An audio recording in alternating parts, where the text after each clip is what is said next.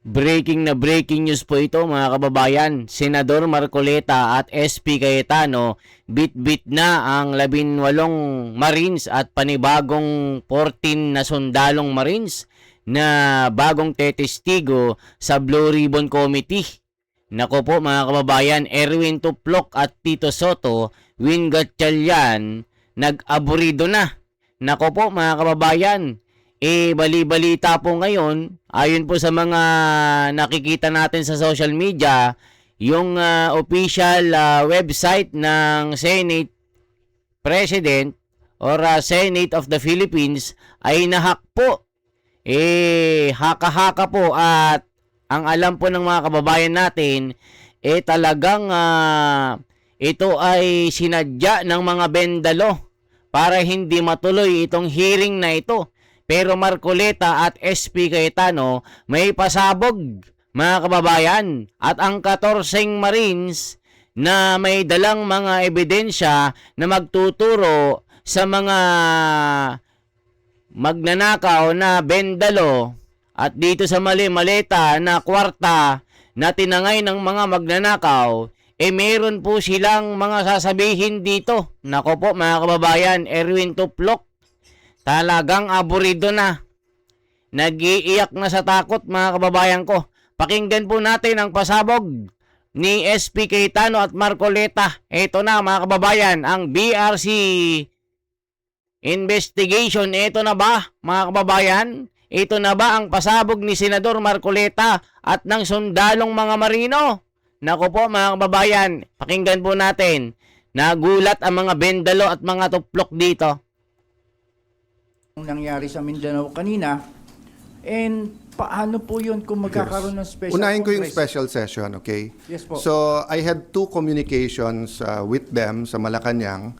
And both cases, sinabi nila sa akin, hindi pa handa yung mga bills na gusto nilang ipapasa para dun sa uplift.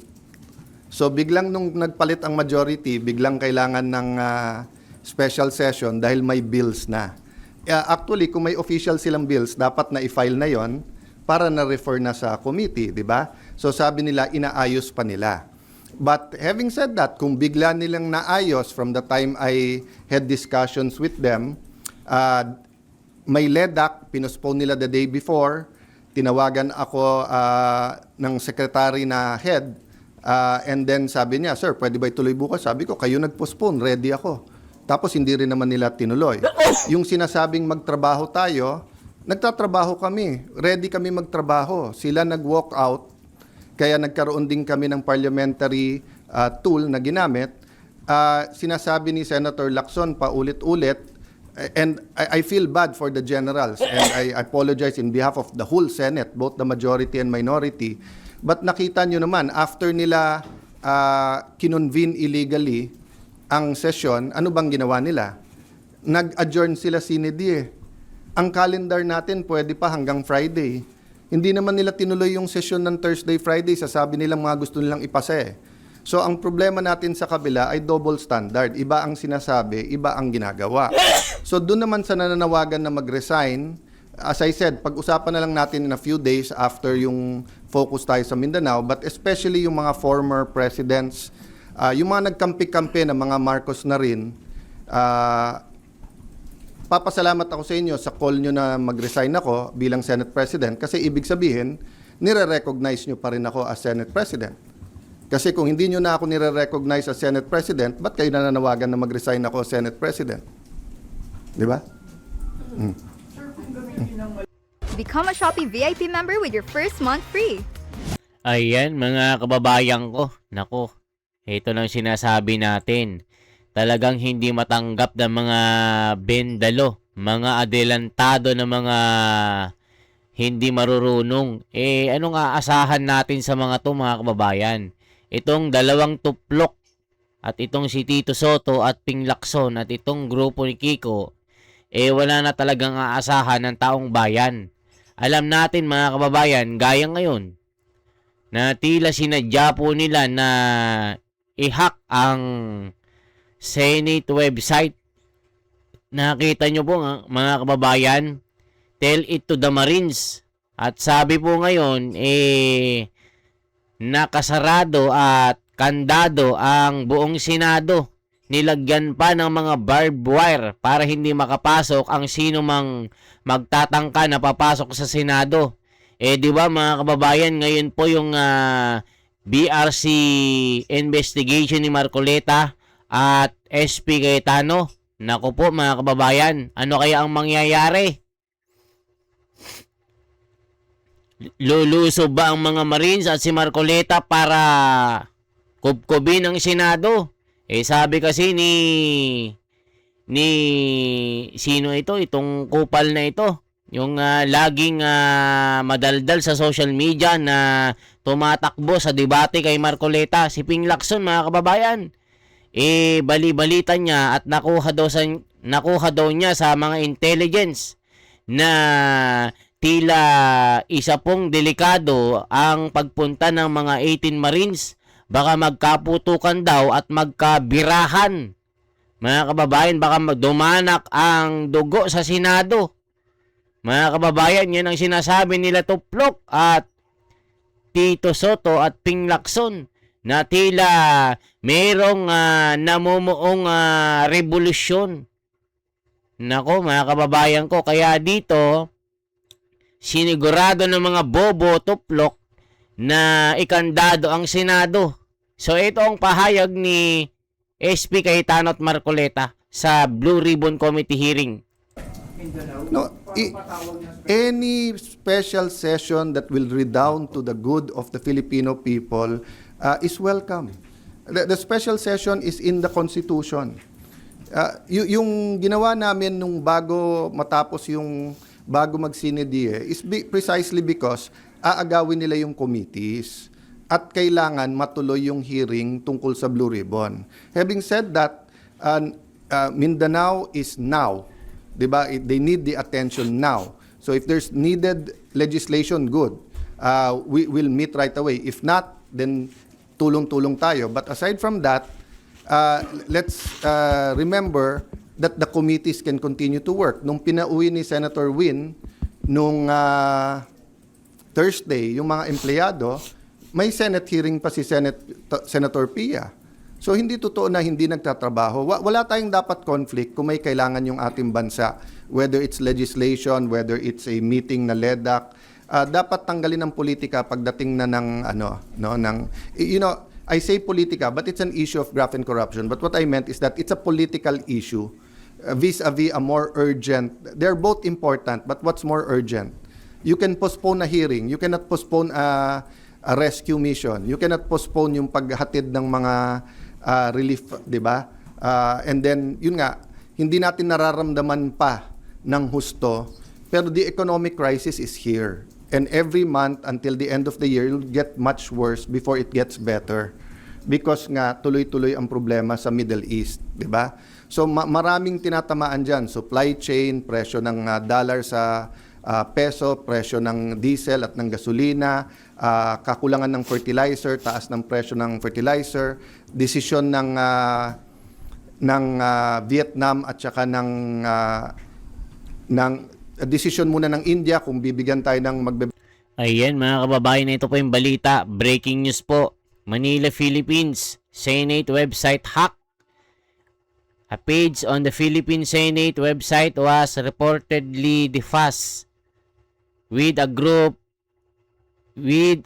identifying itself as Nalsec PH. Ito po yung grupo ng mga hacker di umano. In a statement, the group said it has been monitoring developments in the government and called for greater transparency and accountability from public officials. Reports indicated that unauthorized posts appeared on a section of the Senate website earlier in the day, prompting authorities to take immediate action. Following the incident, the official Senate website was placed under the maintenance while technical teams conduct an assessment and verification of what happened. Ito po yung nangyari. As of this writing, the Senate has not released a detailed statement regarding the extent of the incident or whether other parts of its system were affected. An investigation is ongoing to determine how the defaults occurred and whether any security vulnerabilities were exploited. Ito po mga kababayan yung nangyari. Matindi po mga kababayan na tila sinadya po nila na i-hack ang Senate website. Pakinggan po natin mga kababayan na paki-Tagalog yan. Yan, i-check po natin itong sinasabi nila dito. Ayan mga kababayan, na ito po. Nahack ba ang website ng Senado? Ito po mga kababayan. Isang mahina ng opisyal, ito po. Isang pahina ng opisyal ng website ng Senado ang napaulat na napasok at binago ng hindi otorisadong grupo kung saan ang grupong NALSEC PH ang umano'y nag-angkin ng responsibilidad sa insidente. Inilabas na mensahe ng grupo, sinabi nilang kailangang binabantayan ang mga kaganapan sa pamahalaan at nananawagan sila ng higit na pagiging bukas, tapat at may pananagutan ng mga opisyal ng gobyerno sa kanilang mamamayan. Ayon sa mga ulat, may mga hindi otorisadong nilalaman na lumabas sa isang bahagi ng website ng Senado. Dahilan upang agad itong aksyonan ng mga kinaukulan at ng otoridad. Matapos ang insidente, pansamantalang isinailalim sa maintenance ng opisyal na website ng Senado habang nagsasagawa ng pagsusuri at verifikasyon ang kanilang mga technical team upang matukoy ang tunay na nangyari. Sa kasalukuyan, wala pang inilalabas na detalyadong bahagi ang Senado hinggil sa hawak ng insidente at kung mayroon pang bahagi ng kanilang sistema ang naapektuhan. Patuloy ang investigasyon upang malaman kung saan at paano nangyari ang pagpasok sa website at kung may kahinaan sa seguridad ng sistema ng maaaring nagamit. Mula ring nabigyan ng pansin ng insidenteng ito ang kanilang matatag na cybersecurity at mahigit na proteksyon sa mga digital platform ng pamahalaan upang maiwasan ang mga kahalintulad ng pangyayari sa hinaharap. Ayan mga kababayan ko, ano kaya ang gusto nilang mangyari? Pati website ng Senate po ay kanilang hinak para hindi ma-access ang nangyayari pong kaganapan na tila talagang planado, sistemado at organisado ang ginawa nila. Kasi nga naman mga kababayan, isipin nyo, kinandado, ni-lockdown ang buong Senado. Hindi po makapasok sila Marcoleta. Yan po ang bali-balita ngayon. Kaya dito may press con si Mr. Cayetano at Marcoleta dito. Abangan natin. Benta ng fertilizer, desisyon ng India at saka ng Vietnam kung magbebenta ng bigas o hindi, desisyon ng Indonesia whether mag-export sila ng coal o hindi. All of these are, kumbaga sa relo, are moving parts na walang makakahula o makakapredict. So in that sense, kailangang magtulong-tulong talaga yung ating bansa. Kaya naman nandun pa rin on the plate yung graft and corruption kasi kahit anong plano natin sa economic crisis, kung ninanakaw pa rin yung pera, then mahirapan pa rin tayo lahat. No? Sir? Yes. Sino po ang tatayong presiding officer sa impeachment trial? At may update po ba kayo sa... As soon as they have 13, walang problema sila na. Okay, so I have to assert because may pinaglalaban tayo. Pinaglalaban ko hindi yung si Alan Cayetano ang Senate President. Ang pinaglalaban natin, ang Senado hindi pwedeng rubber stamp ng Malacanang. Hindi pwede na hindi independent yung Senate. Hindi pwedeng may hearing ka katulad kanina, yung bibig na bumubukas ay senador, pero yung lumalabas na salita galing sa Malacanang. Ayan mga kababayan ko. Alam naman natin mga kababayan na ang grupo ni Gatchalian Black at ni Tulfo Black, itong mga bendalo, ay talagang tila isang puppet ng palasyo at utosan ni Manang Clear at ni BBM. So ganyan po ang reaksyon ni SP Cayetano dito na kailangan ng isang Senado ng independent, hindi yung puppet na tila aso-aso ng kahit sino. Kita nyo naman mga kababayan, nagsagawa sila ng kunwa-kunwari nga pag-iimbestiga, yun lang pala ay meeting. Si Tulpok pinagalitan ni Kiko Matching. Di ba mga kababayan ko? Nagaling-galingan si Tuplok. Sabi nga rin ni Risa mga kababayan, ipapa-aresto daw nila yung 18 Marines pag hindi sila nagpunta sa sinasabing Blue Ribbon ng mga Tuplok at Bendalo. Hindi nga nila pinapasok mga kababayan itong mga 18 Marines at pinalabas po nila na hindi nagpunta. Di ba mga kababayan ko, gagawa at gagawa sila ng paraan para mapigilan ng pag-iimbestiga. Isipin nyo, sino-sino ba yung mga kasama dyan? Napakarami. Napakaraming mga congressman. Ilang senador? 2, 3 yata, 4 na senador. Unang-una ang pangalan ni Tuplok na Erwin Tulfo na binanggit ng mga 18 Marines dito. So tuloy pa natin ito mga kababayan ko. Opo. Ano pong rules sa pagpili ng presiding officer sa impeachment trials? They illegally amended the rules. They illegally had a session, 'di ba? So in due time there'll have to be something that will decide, 'di ba? But in the same manner na ina-assert ni Senator Win na he's the acting Senate President kahit na walang legal basis whatsoever, I have to assert not for myself but for the truth and for the Constitution. But it's still 1 month 'di ba? At hindi kami nakikipag-agawan sa silya doon. So for example, yung Senate Secretary, dapat siya yung ngayon nag-aayos para dyan sa pre-trial. But nagte-take over sila Attorney Bantog. So we're doing it very patiently because nga we don't want the whole Senate to be affected, no? Paano po yun? Kanina si House Secretary General Sheloy Garafil, nagpasa siya ng manifestation ng House Prosecution Team kay Secretary Yes. Bantog, pero hindi niyo po siya kinikilalang SecGen. Yes. Pero ang House Prosecution Team, si SecGen Bantog daw yung kinikilala. That's going to be a problem for at least a few days, maybe a few weeks, because we don't expect naman the Supreme Court to rule right away. But what's the best proof that Malacanang's hand is in this? First, yung pananakot nila sa mga miyembro namin na lumipat, yung offer na wala ng kaso pag lumipat. Second, as soon as nila ginawa, naglabas sila na ang House at ang Malacanang ay dun pumapabor. Di ba? Pwede naman mag-neutral ang Malacanang Pwede naman sabihin ng Malacanang, settle it among yourself. Ganon din sa House prosecution. Hindi naman nila gusto ng fair na impeachment. Gusto nila yung may pinipili na silang grupo. That's why Ayan mga kababayan, ito breaking news po tayo. Sabi ni Ping Lacson mga kababayan, nag-aalala si Ping Lacson sa posibleng putukan sa Senado kaugnay ng 18 Marines. Ito yung ginawa po nila, kaya nila kinandado ang Senado ngayon mga kababayan. Ayan po. Kaya si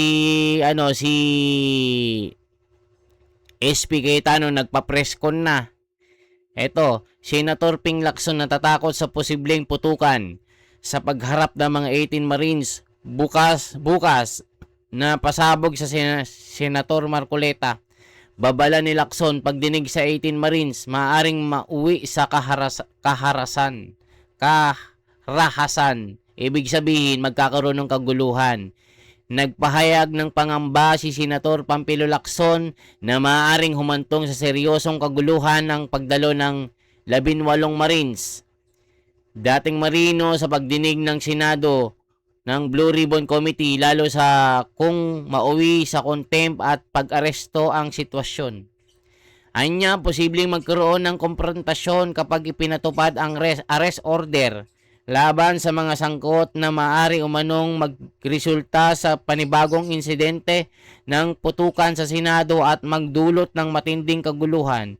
At ang pagkagulo-gulo, nagkaroon na naman ng putukan. You can just imagine the chaos at anarchy na nangyayari, pahayag ni Lacson. Dahil dito nanawagan siya na mas mahigpit na seguridad sa Senado, kabilang ang pansamantalang paghihigpit sa pagpasok ng mga bisita upang matiyak ng walang makakapasok na maaring magdulot ng banta sa kapayapaan at kaayusan ng institusyon. O, kita nyo mga kababayan, gumawa po sila ng paraan ng hokus-hokus para hindi matuloy itong Blue Ribbon Committee Chairman.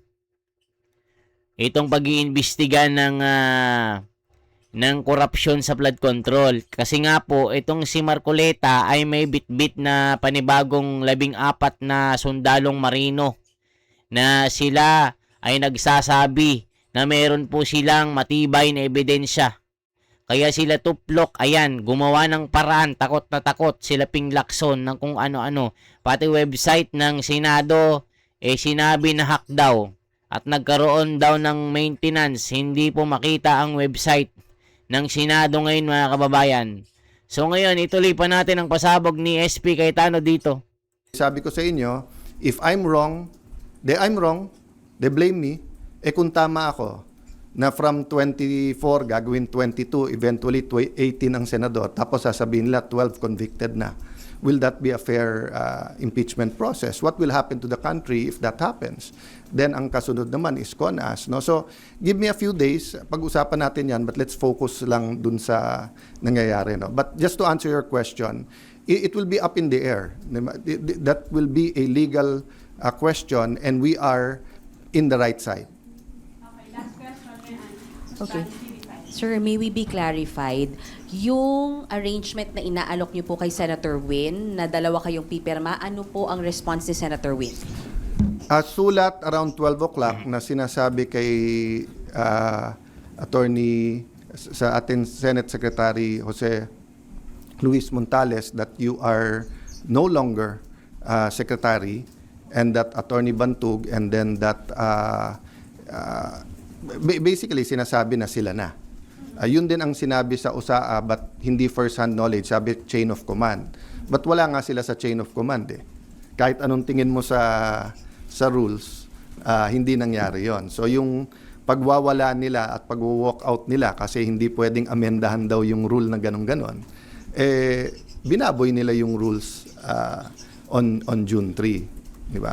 Ayan mga kababayan. So ang nangyayari, kinagat po nila tuplok, nila Win Gatchalian Black, itong patibong ni Senador Marcoleta na magkakaroon ng hearing.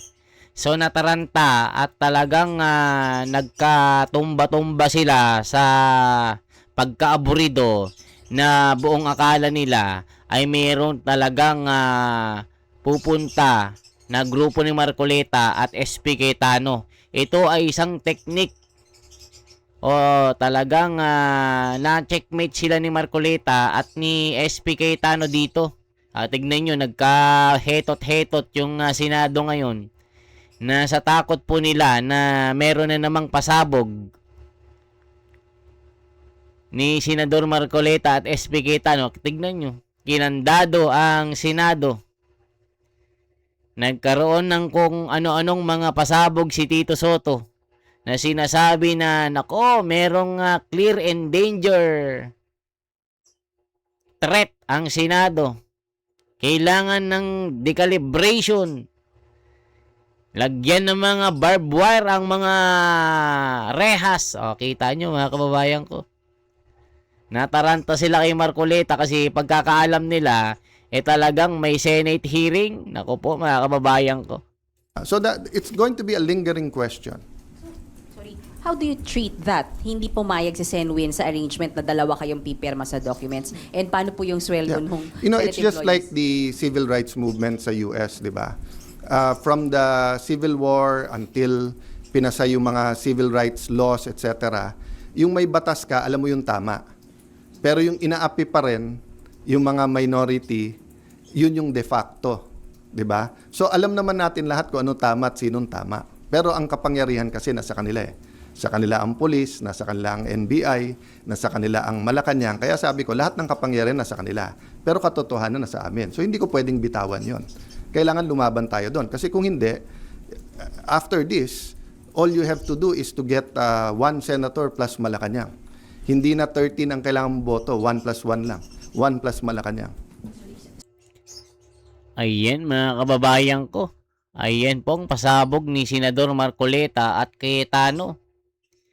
Talagang kinagat nila ang patibong ni Marcoleta na buong akala nila talagang merong gagawing Blue Ribbon Committee investigation ngayon. So, nakita nyo, nataranta po lahat.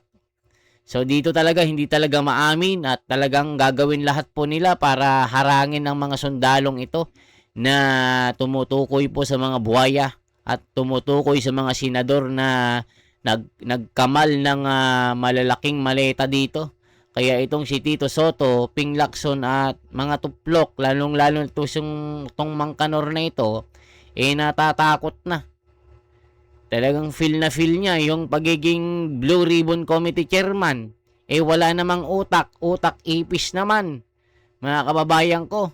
Kaya yun, binakbakan siya ng mga taong bayan. Ito namang si Rapi Tulfo na galing-galingan, talagang tinawag na kargador yung mga sundalo. Kaya ngayon, binabakbakan siya ng mga Marines. Kahit tingnan nyo po sa social media mga kababayan, yung mga post sa mga Marines, mas marangal pa ang kargador kaysa sa tuplok na ito kasi nga magaling lang sa away mag-asawa. Mga kabit-kabit ng mga sundalo, kabit-kabit ng mga pulis, kabit-kabit ng mga security, ng mga seaman at mga OFW.